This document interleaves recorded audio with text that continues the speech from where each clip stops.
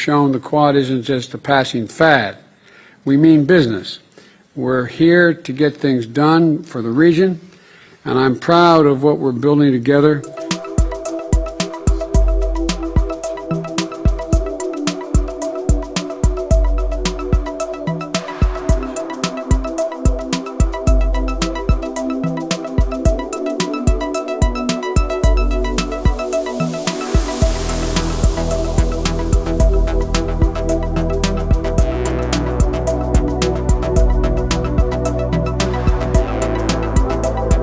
Prime Minister Kishida, I want to commend you for the extraordinary leadership that over the past few months that you've shown and for the gracious way in which you've hosted all of us.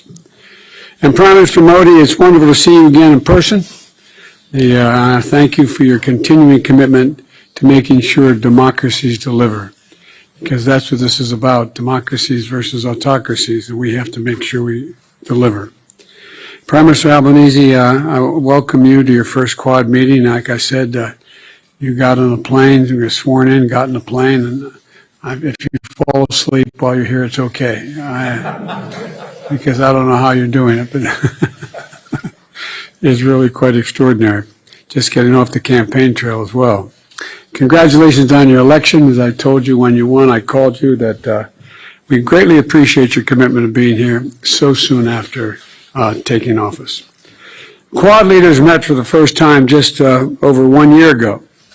It seems longer, but today our partnership is central to achieving our goals and critical for the foundation of our continuing cooperation, in my view. We already accomplished a great deal, as was referenced earlier, cooperating on COVID-19 response and health security. More to do, to state the obvious. Partnering on 5G and technology supply chains, technology standard setting, and launching our Quad Fellowship Program, which I think could make a difference, which we talked about earlier. At the same time, we're navigating a dark hour in our shared history. The Russian brutal and unprovoked war against Ukraine has triggered a humanitarian catastrophe, and innocent civilians have killed in the streets, and millions of refugees are internally displaced as well as exiled. And this is more than just a European issue. It's a global issue. The fact is that if you turn on the television and you'll see what Russia's doing now, it appears to me that Putin is just trying to extinguish a culture. He's not even aiming at military targets anymore. He's taking out every school, every church, every natural history museum, as if to try to obliterate the Ukrainian culture. And the world has to deal with it, and we are. The global food crisis is made worse by Russia's blocking Ukraine from exporting its millions of tons of grain. And also, as long as Russia continues the war, the United States will work with our partners to help lead a global response, because it can affect all parts of the world. At the same time, the United States must and will be a strong, steady, and enduring partner in the Indo-Pacific. We are an Indo-Pacific. We are an Indo-Pacific power. I was once asked by, well, I won't go into it, but I was once asked by the leader of China why I kept talking about being an Indo-Pacific power. I said, because we are.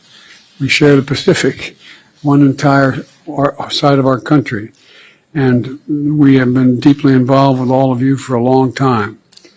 As long as Russia continues this war, we're going to continue to be partners and lead a global response.